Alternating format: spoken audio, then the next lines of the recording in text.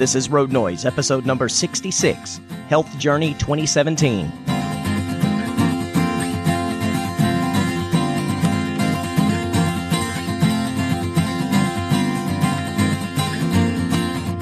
Hello and welcome into another episode of Road Noise Life 1 Mile at a Time. I'm your host, Michael Blackston, and in this episode, we're going to talk about my health journey that I've got planned for 2017. I talked to you about it in the past couple of episodes, and some things have changed with my inspiration for it, but I still want to get healthy. And so what I'm going to do is I'm going to break down my plans, tell you why I'm doing what I'm going to do, tell you how I'm going to do what I'm going to do, and then give you a way to keep up with it. At the end of the episode, I'll give you a way to get in contact with me and touch with me and all that stuff.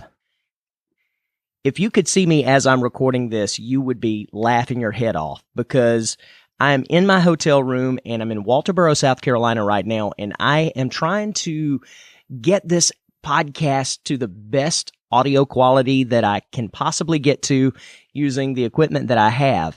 And one thing about working in hotel rooms is that all of the rooms, you're in a small space, so sound waves are bouncing around all over the place.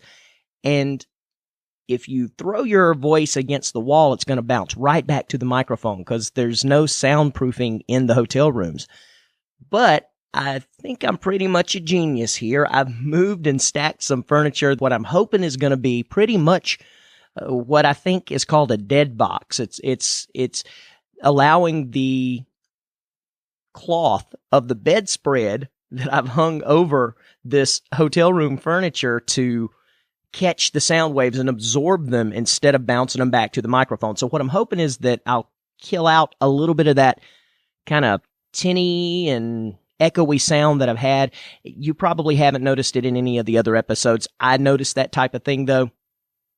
I'm also trying to get rid of a little bit of a hiss, and I did a little bit too much noise reduction using the Audacity program that I use to record this podcast. I used the noise reduction function a little too much, I think, in the last episode, and it created a little bit of a kind of a ring in the background if you listen to it. Again, something you may not have noticed, and especially you won't notice it hardly at all if you're riding in the car and you've got the noise of the road under you while you're listening to it. But I could hear it, and so I'm trying to work on that. So I'm going to put in the show notes, I'm going to put a photo of the setup. I'm trying to go above and beyond to make the sound quality of this podcast as good as it can possibly be done using what I have around me, because I can't soundproof all of the walls in the hotel room. I have to kind of make do with what I've got.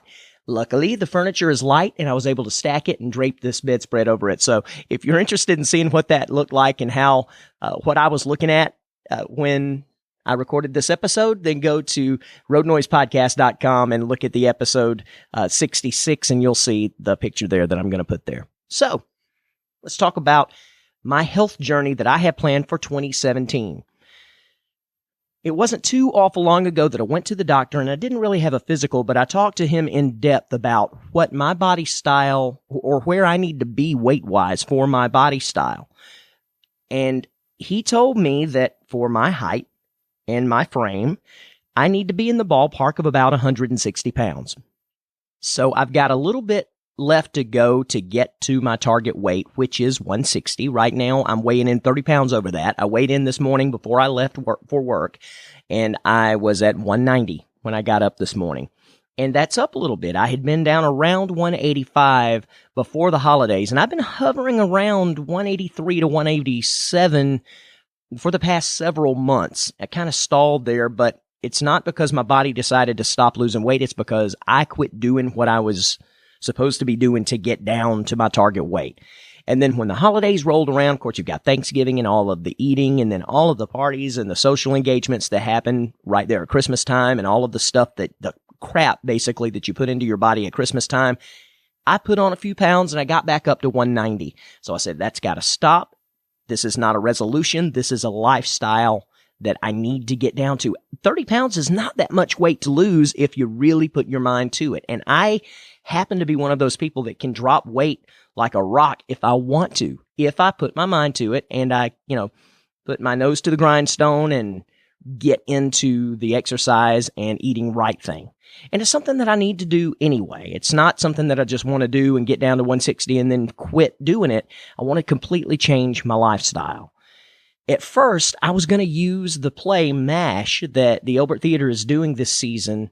The first show, they're already in rehearsals for it. I was going to use MASH as an incentive, and I was going to be playing the role of Hawkeye. But some things happened, and I'm not going to be in that play. I wasn't able to do it, and I had to pull myself out of it. And so now I don't have that incentive to get down to looking like some guy who's in the army over in Korea. So that incentive's gone. But I don't want to just kill the whole thing just because I don't have that incentive from the play anymore. So I decided to kind of look at my life and decide, why do I want to get fit? Why do I really want to do this? If you listen to some of the very first episodes of this podcast, I talk about living a healthy lifestyle, and I was really gung-ho about it, and I was doing some good things, but I dropped away from those things, and I need to get back. And here are the reasons why. First of all, like I said, I gained 5 pounds over Christmas, and that's trending upward because I've noticed not only have I gained that weight, but also I've gotten back into some very bad habits that I had gotten into before when I got all the way up to almost 240 pounds. I don't want to go back to that lifestyle. I don't want to get back into that because it's so hard to come back from. So I gained those 5 pounds, and I want it to stop there. I want to be in peak physical shape for my age. I am 43 and a half years old. It gets harder every day to lose weight. And also, the older you get, the more you get into the habits that you've lived with. And I want to go ahead, while I'm still young enough to move my body around enough to burn calories and do the right things, I want to get in shape, peak physical shape for my health. I'm not wanting to look like one of these magazine cover guys. Those things are all airbrushed. Those things are not real. There are people who really work hard at that, and they can look like that. But your average guy is not really going to look like that to get healthy. You got to do a whole lot of other stuff to look like that. So that's not what I'm going for. I'm going for peak physical condition for my age.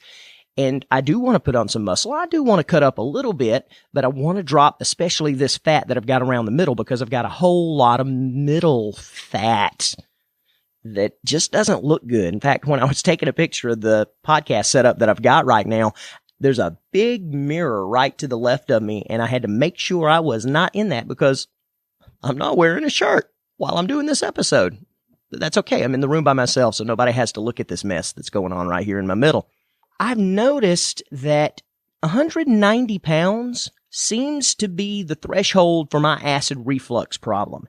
If I get below a 190, I usually don't have a problem. But if I get up above 190, water will make me have acid reflux. And now that I'm at 190, I'm noticing just about everything I take in gives me acid reflux. I don't want that. Especially, like I said, water will do it. And I'm not joking. Water will do it. But when I get below that, it won't. So I want to get down to my target weight for that as well because I just want to feel better. I've got a 25-pound dumbbell at my house. And I did this kind of visual with my wife as well because she was wanting to lose about, I'm not going to say how much, but she was wanting to lose some weight. And so we were kind of looking at some visual cues that we could take to make it a little more real for us. And I went and picked up a 25-pound dumbbell and I handed it to her. First of all, it amazed me how much weight 25 pounds is and how much I would not want to walk around with that all day, every day. And I've got 5 more pounds than that to lose. And she couldn't hardly pick up the dumbbell. She couldn't hardly move it. And she's like, I'm carrying that. How much lighter will I be if I don't have this 25 pounds on me? It's really a good incentive. If you need to lose some weight, go pick up a dumbbell that is close to the amount of weight you need to lose so you can feel how much weight you're carrying around. And that'll give you an idea of how much better you're going to feel when you drop it because that weight won't be there anymore. It's almost like you're flying sometimes. I could really feel the difference when I went from 250 almost to one. I got all the way down to 179 at one point. Now I'm shot back up to 190. Also, I want to be around for my family. I've got a little girl and I've got a almost teenage boy. I want to be around for a long time. I want to see the things that they're going to do, and I want to have grandchildren, and I want to be healthy enough that I'm going to be around to witness all that and have those experiences with my children and my grandchildren. I want to be there for my family. I want to be able theatrically to meet any physical need to play a role. A lot of times, roles call for certain weight capacities. Well, if I'm thin, I can put on fake weight to make myself look heavier.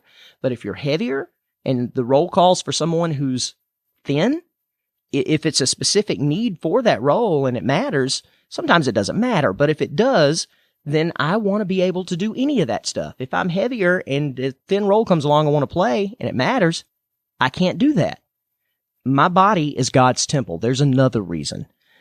Biblically, and I'm a very spiritual person, the Bible says to take care of your body as God's temple. He gave it to you. We're to be good stewards not only of our money, but of our bodies, our physical presence. We're supposed to take care of the gift of life that God gave us. And I want to do that. I want to honor God by giving my body the best physical condition for His temple that I can. And finally, I want to set a good example for other people. I want to be able to say, hey, I was once here, but I got down here where I need to be, and you can too. If you want to know how, I can tell you how to do it. Maybe I'll even make that a thing, but I want to get there for all of these reasons and also to be a good example for everybody around me. I don't want to show off. I don't want to be cocky, but I just want to be a good example. I want to live my life healthy so that others say, I want to be like that.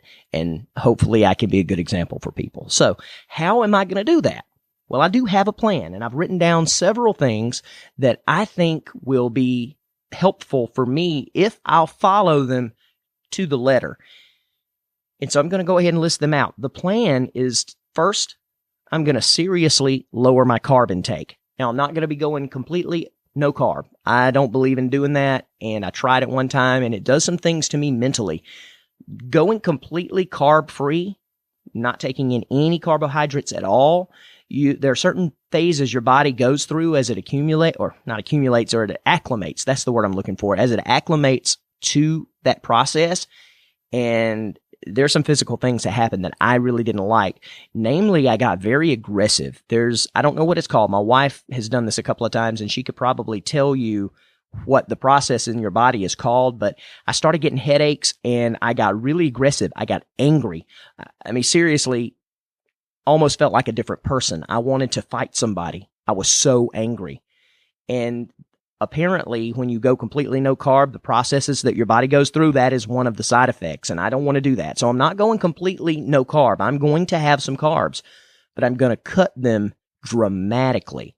I eat a lot of bread. I eat a lot of unnecessary carbohydrates, and so I'm going to cut out the unnecessary carbohydrates. There are some things like carbs, like in fruits and dairy things, that I do want to keep in my diet that I'll be talking about in just a minute, but those will stay. But the unnecessary carbs, the buns on my hamburger, I'm going to get rid of that. I'm going to eat more protein like hamburger and beef and things like that. I'm going to keep that up, but at the same time, I'm going to find more healthy ways to take those in. And part of that is getting rid of a bunch of the carbohydrates.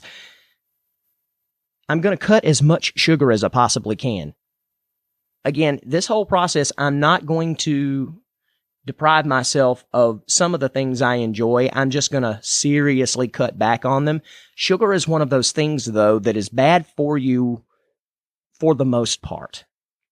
Again, things like fruits have sugars in them, natural sugars in them, and you got to watch that. But at the same time, I'm talking about things that are just processed, refined sugar, cookies and candy and things like that I am awful about, because I just have an addiction to that stuff, and I've got to kick it. And that's one of the main things I'm going ahead and kicking out. This next one is probably the most important thing a person can do as far as their intake when it comes to living a healthy life. And that is, I will be drinking so much water that camels will say, dang. A lot of water. I'm drinking water right now. Of course, I try to keep myself lubricated while I'm doing the podcast anyway, but I am going to be drinking as close to a gallon of water a day as I can. That's not a specific thing that somebody said. You know, you always hear the 8-ounce glasses of water a day. I'm just going to keep drinking water all day. When I go out to a restaurant, I'm going to have water with either lemon or you can get the sugar-free sweeteners, or not sweeteners, but well, they are sweeteners, but the sugar-free flavoring little powders and squeezable things you can put into your water. And while I know that's not optimal, the absolute best way to drink your water is straight water. Sometimes when I go to a restaurant and I'm eating out, especially if I'm already going to be cutting things like the bread, if I go to a restaurant and they bring bread and butter and I'm not partaking of it, the very least I can do is have some flavoring for my water. So I'm going to be doing things like that, but I'm going to be drinking a lot of water, and that is key to a healthy diet. And that's not just to lose the weight. I want to get to the point where pretty much all I drink is water. And I love water now anyway, especially ice cold water. I love it. So it shouldn't be too hard. But one of the things I've fallen back into that has put on these extra pounds over the Christmas holidays was the sodas. And I'm from the South, so Coke. You know, I had a Coke. That could be anything. It could be a Sprite, a Dr. Pepper, a Mellow Yellow. It's a Coke, you know, so, but sodas, I'm cutting them out. And that includes the diet sodas, because my problem is when I drink the diet sodas, the sweeteners are not good for you anyway, the aspartame. And those things are in those flavoring packets anyway, but it's loaded with that stuff to try to make it as sweet tasting as the cola. And once I get into that, I kind of slowly get back into having a regular sugary cola from now or every now and then. And I really don't want to do that. I want to get to water. So I'm going to be keeping a lot of water in my hand. I'm going to be observing a cheat day. Some people may say don't do that, but I have found in the past when I did regulate my diet and I was able to lose weight, one of the things that helped me was to have a day that I could look forward to as a cheat day, and that is always Sunday, because my family gets together on Sunday afternoons at my grandmother's house. We've done it since I was born, and we have a big meal. Everybody brings something. It's all Southern fried, nasty food, all the good stuff I want. So I'm going to allow that to be a cheat day. I'm going to try to hold back from some of the stuff if I can, but I'm going to allow myself to enjoy it on that day and that day only. Now, as I said before, I'm also going to be having a lot of proteins. That means I don't eat fish at all. Nothing that swims will I put to my lips. My wife is the same way, but chicken and beef, protein steaks and things like that, I'm going to implement a lot of those cooked in the right ways. Grilled chicken, you know, fried chicken's not going to do you any good, but grilled chicken is pulling off the skin and discarding that as much as I can. That's kind of like the drinking flavoring with my water if I'm going to be doing better at meal times. Anyway, I'm going to enjoy a little something, and I really enjoy the skin of a grilled chicken, like a rotisserie chicken. Walmart sells a wonderful, well, Walmart and Ingles sell a traditional rotisserie chicken that is to die for, and I love it. And I'm going to be doing a lot of that, and I'll be eating the little skin off of that probably for the most part, but the rest of it is grilled baked chicken. And so I'm going to be doing a lot of that. A lot of proteins are going to be going into my diet, a lot of fruit and a lot of vegetables. One way that I do a lot of my vegetables, because I'm not crazy about vegetables, there are some that I can eat, but there are some that are better than others. You know, corn is, I guess, is corn a vegetable? Yeah, corn's a vegetable, but it doesn't have a whole lot of nutrients in it. Not nearly as much, I don't think, as green beans. So I'm going to be trying to eat green beans and things like that. But at the same time, I'm going to supplement that by drinking a couple of cans of the small, low-sodium V8s a day. I'm going to stock up on those, and I'm going to have one at breakfast and one at lunch and go ahead and get that done. So whatever I don't eat with vegetable, I can kind of supplement with that. I'm also going to be cutting out as much salt where possible. You notice I mentioned the low-sodium V8s. I'm going to be cutting out as much salt as possible. One thing that I have is a high blood pressure issue, and it's not hugely bad right now.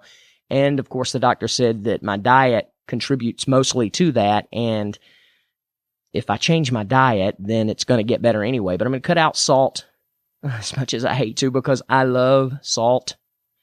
But I have found that if I use the salt substitutes, you really can't tell the difference. So I'm going to be doing that. Also, a very important thing that I haven't mentioned yet, that you probably, knowing how spiritual I try to be, I'm going to be praying for God's strength and guidance. I think that is of utmost importance if you're a spiritual person, because the best strength that you can get is going to come from God. That's what I believe. And so I'm going to be praying daily, specifically, pointedly, targetedly about this diet. It's going to be added into my daily prayers, specifically about getting help from God and strength from God about my diet. And I really think that's going to help me out a lot. I'm going to be also adding a lot of exercise to my diet or to my lifestyle. One thing that I have a problem with is because I travel so much, I can't join a gym. It really wouldn't do me a lot of good to join a gym because the gym that's at home, there's not really a franchise anywhere else. And I guess I could go join Gold's Gym, but there's only a few places that have those, and hardly any of the places I go actually have something like that. So I'm out of town so much, it doesn't right now fit in my lifestyle to join a gym. So how am I going to handle it? I'm going to be doing things that I can do using my own body weight as the weight points to lift, like push-ups and sit-ups and crunches and things like that. I'm going to be doing a lot of investigating and researching to find out the best ways to do that. I've got a bad back, so I want to make sure that I don't hurt myself, but at the same time, it will help my back to strengthen my core, and I'm going to continue to try to burn calories by doing that, and I'm going to walk as much as I can possibly walk and do cardio as much as I possibly can. Some of these hotels do have little small gyms in there. Not a whole lot you can do, but they do have a few things with maybe a few free weights and a couple of treadmills, a stair climber, and things like that. So the hotels that I stay in that have those things, I'm going to make sure I set aside at least 30 minutes every time I'm there to go and get my good sweat on and try to get as much exercise as I can. That's coming. I don't look forward to it. Nobody really looks forward to exercising, or at least they don't when you're kind of talking about it. I don't think it's kind of getting yourself up to the gym and getting yourself into the exercise that's the hard part. And once you start, it usually makes you feel good because it releases those happy endorphins. Next, I'm going to say no to my cravings. One of my biggest downfalls when I'm trying to do any sort of diet is giving in to my cravings. And when you're having a specific craving, your body and your mind want to tell you that just go ahead and do it, get it over with, get the craving over with, and it'll be over, and then you can move on with your healthy eating. Just get it over with. Well, the problem is today it might be a hamburger, tomorrow it will be Oreos, the next day it will be Cheetos. Every day it's something new. And if you give into that craving every single time you have one, you're just not doing anything. Your wheels spinning in mud. You're taking one step forward and two steps back. I don't want to do that. So I'm going to say right now, I'm going to say no to my cravings. If I simply can't get something off my mind and I've got to finish it out, I've got to get that craving eaten, then I'm going to save it for Sunday. That's my cheat day. And I'll say, okay, I'll have a burger on Sunday. That's what I'll take to my grandma's house, or that's what I'll have for supper that night. But I'm not going to give into it during my regular dietary week, Monday through Saturday. I'm just not going to do it. I'm going to set my jaw and stand solid in that. We'll see. I believe I can do it. I do believe I can do it. I'm going to hold myself accountable to you. I don't know many of you. I know a few of you who have called in or not called in, but emailed me. But I know there are some of you out there, and the downloads keep growing every week, little by little, but they keep growing. So I know people are out there listening. I want to be accountable to you. And if you would like to go on this journey with me, I would love for you to be accountable to me. I'd love to kind of partner with you in this and help each other and encourage each other. Give each other our goals, and as I'm doing now, I'd like to hear your goals, and I'd like to be able to encourage you. You'll have to get in touch with me via feedback and start a dialogue with me, but I would love to do that, and if that's something you'd like to do, please don't hesitate to do that. But I know that on this podcast, in every episode, I'm going to try to remember to give you my weight that day, and give you a rundown of my successes and failures dietarily and exerciserily for every week that I release these podcast episodes. And right now I'm releasing them weekly. So I want to be accountable to you. Now, how am I going to implement all this? That's a lot of stuff, Michael. That's a whole lot for you to take on. And I think one of the keys to that is going to be having structured meal plans. I'm going to have to write down every day what I intend to eat. When I get up in the morning, I need to already know that I'm going to do this for breakfast, this for lunch, and this for supper, and this for snacks in between. Because another thing that I didn't mention earlier is I'm going to try to eat small meals all throughout the day. It helps your metabolism stay on target. It helps it keep going, and you actually lose more weight when you eat multiple small meals during the day instead of 3 big meals. So I'm going to try to do that, but I'm going to structure it. I'm going to write it down. There's something magical that happens when you write your goals down instead of just talking about them. I'm going to write them down. I'm going to have them in front of me all the time, and I'm going to have a scheduled calendar of every bite that I'm going to put in my mouth. I'm a realist. I understand that this is the type of thing that has its ebbs and flows. It has its bumps in the road. This is road noise, so let's use that analogy, bumps in the road. I understand there will probably be times that I'll mess up. So what am I going to do when I mess up, or if I mess up? I'm going to forgive myself. I think that's the best thing to do to do is just forgive yourself, move on. I'm not going to beat myself up over it. I'm not going to say, well, it's over. I've screwed up my diet now. I might as well go ahead. No, that is one of the biggest downfalls when you do mess up, is saying, well, I've already messed it up for the day anyway. I might as well enjoy myself. Don't do that, because all you're doing is just making that mud thicker and deeper. If I mess up and I eat a little Debbie cake and I say, I wish I had not done that, I'm not going to say, well, I've screwed up for the day. I'm going to go ahead and enjoy it. I'm going to say, you know what? I'm getting right back on the horse. And I'm going to do it. I'm going to forget it, because that's the most healthy thing for me physically and mentally. Get right back up on that horse. I have a time goal.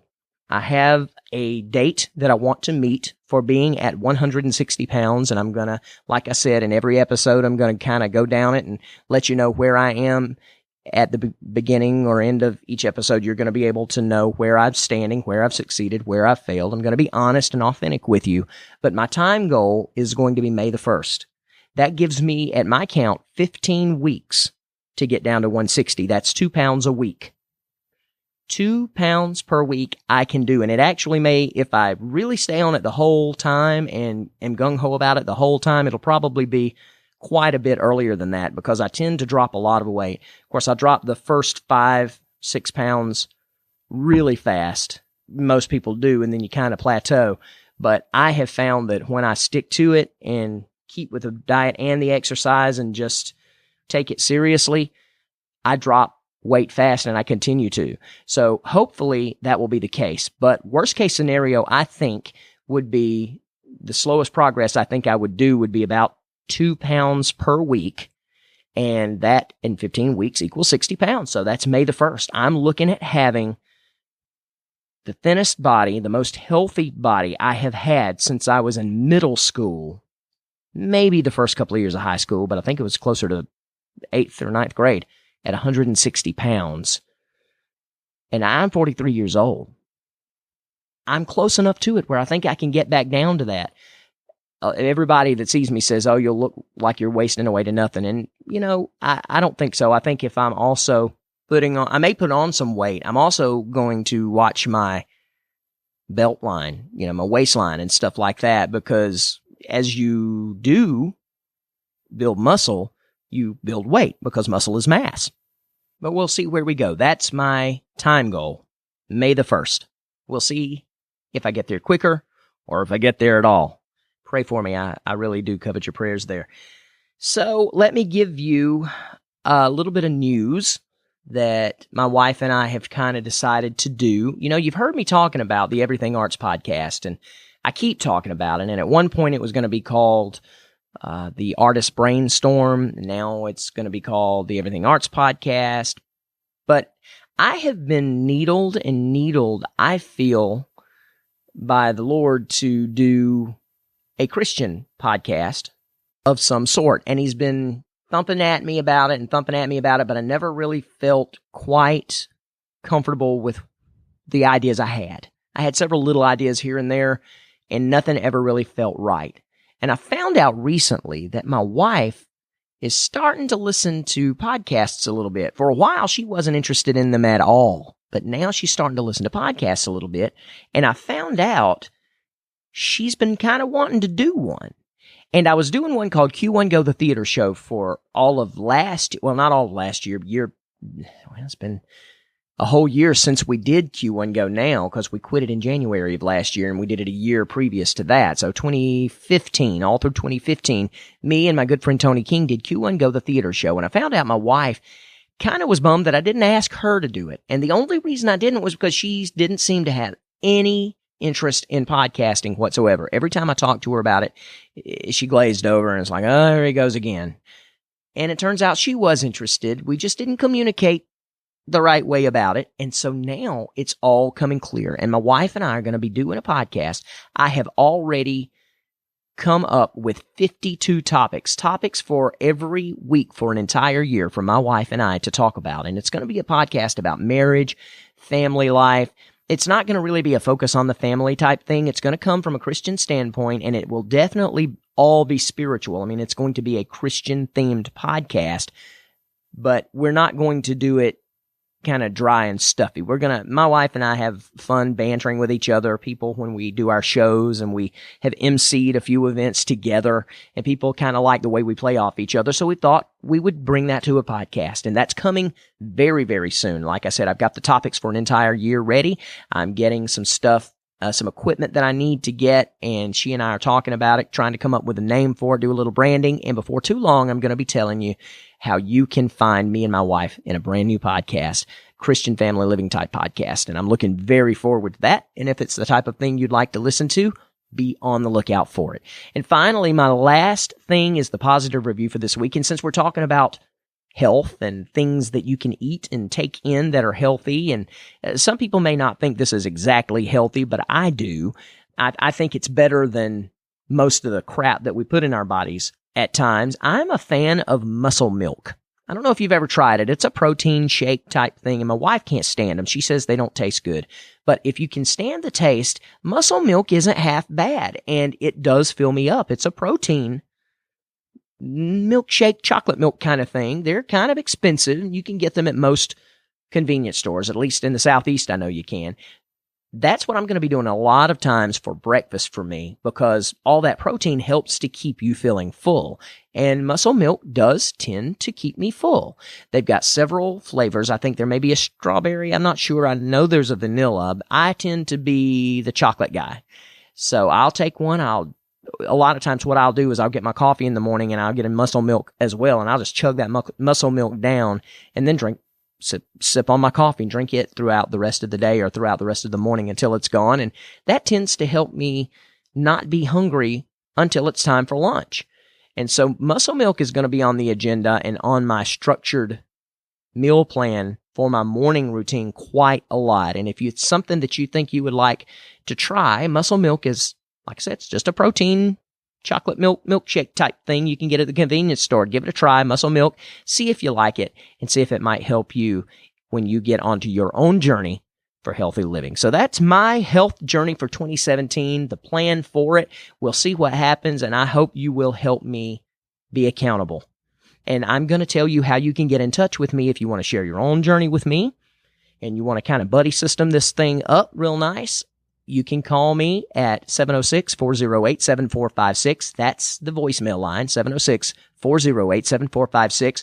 Most people probably would like to email me, though, and that email address is feedback@michaelblackston.com. That's feedback@michaelblackston.com, or just go straight to the website at www.roadnoisepodcast.com, and you can leave comments and iTunes stuff. There's all kind of stuff you can do there. That's where you can get the show notes as well. I'm working on trying to find a way. I've got a ticket submitted question to the Libsyn people there to try to figure out how to link up specific episode pages on my website so that I can tell you where to go for specific episode show notes. Right now, you just go to the website and you just keep scrolling down for episode after episode. And of course, you can click on the title of that episode up at the top and it'll bring you to its solo page. But I'm trying to kind of pretty that up so that you can just type in, for instance, roadnoisepodcast.com/healthy2017 or something like that and get right to the show notes. And by the way, speaking of the show notes, like I mentioned before, I am going to put a photograph of the setup that I'm working with right now in the hotel room. I think it's kind of funny, but I think it's going to be functional, and it may be something I do in the future. It was easy to set up, and it'll be easy to tear down, but I just found it funny. So if you want to have a look at that, go check that out at roadnoisepodcast.com. So until episode 67, I really appreciate you being a listener. Tell somebody about it. That's the best way to spread the news about the Road Noise Podcast, because your friends trust you. And if they trust you and you tell them to trust me, then maybe we can build relationships that way as well. I'm Michael Blackston. Together we're learning to live life 1 mile at a time.